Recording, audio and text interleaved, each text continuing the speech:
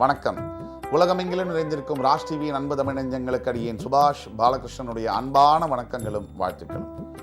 இன்று 19 ஜூன் 2024 வளர்பிறையில் வரக்கூடிய துவாதசி திதியில சந்திராஷ்டமம் என்பது உத்திராட்டாதி மற்றும் ரேவதி நட்சத்திரங்களுக்கு வருகிறது. 12 ராசிகளுக்கான பிரத்யேக பலன்களை விரிவாக பார்ப்போம். மேஷராசி என்பவர்களுக்கு இறைவனுடைய சிந்தனை என்பது அதிகரிக்கும்.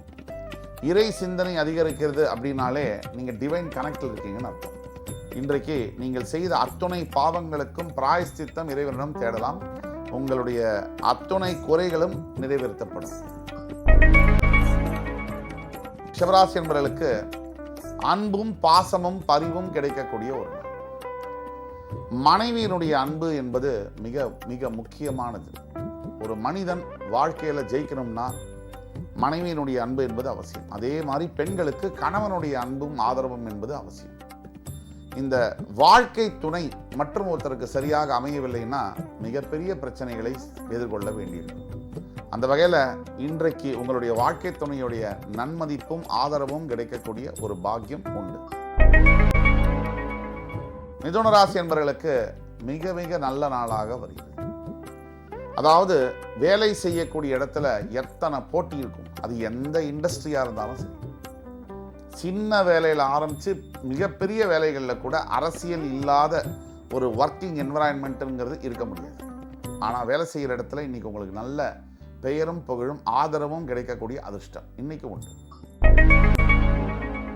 கடகராசினியர்களுக்கு ரொம்ப ரொம்ப நேர்மையான மனிதர்களை நீங்கள் சந்திக்க நேரிடும். நல்ல மனிதர்கள் நம்முடைய வாழ்க்கையில வரும்போதே அதோட சிக்னல் என்னன்னா நல்லது நடக்கும் அப்படிங்கிறது தான்.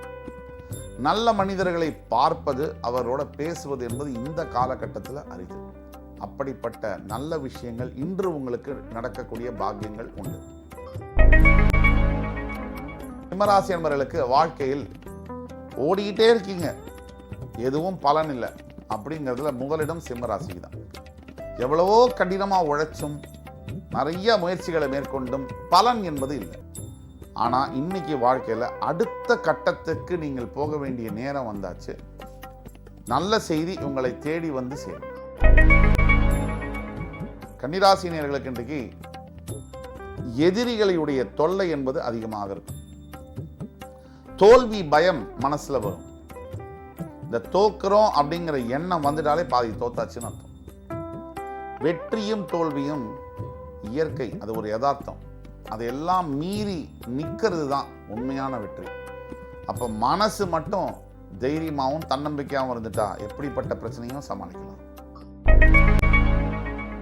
துலாம் ராசினியர்களுக்கு இன்னைக்கு சும்மாவே ஒரு பிரயாணம் அர்த்தம் இல்லாம, இப்போ இங்கேருந்து ஒரு இடத்துக்கு போறீங்க, ஏதோ ஒரு வேலைக்கு, அங்கே அவர் இருக்க மாட்டார்.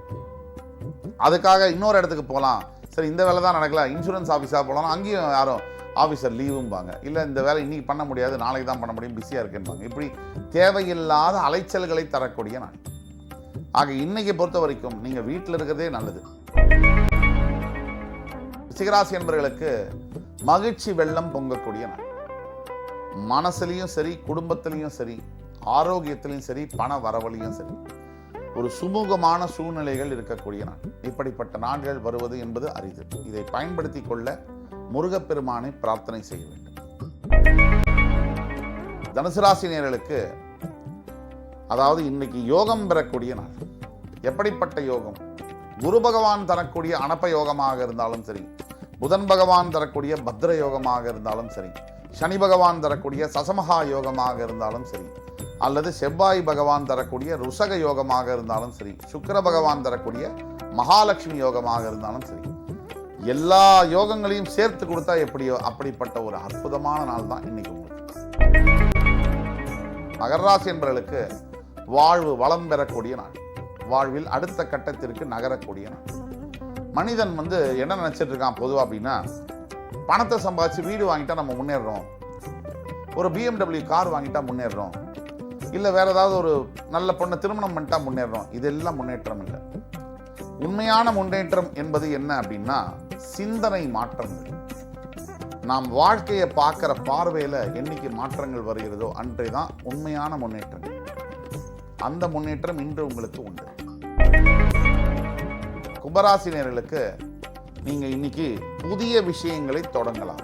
எந்த விஷயமாக இருந்தாலும் சரி, அது வியாபாரமாக இருந்தாலும் சரி, வேலை தேடுகின்ற ஒரு பணியாக இருந்தாலும் சரி, இல்லை உங்கள் குழந்தைகளுக்கே ஒரு ஸ்கூல் காலேஜ் அட்மிஷன் வாங்க வேண்டிய விஷயமாக இருந்தாலும் சரி, மனைவியிடம் பிரிந்து போன மனைவியிடம் பேசுவதற்கான முயற்சியாக இருந்தாலும் சரி, இன்று நீங்கள் தொடங்கலாம்.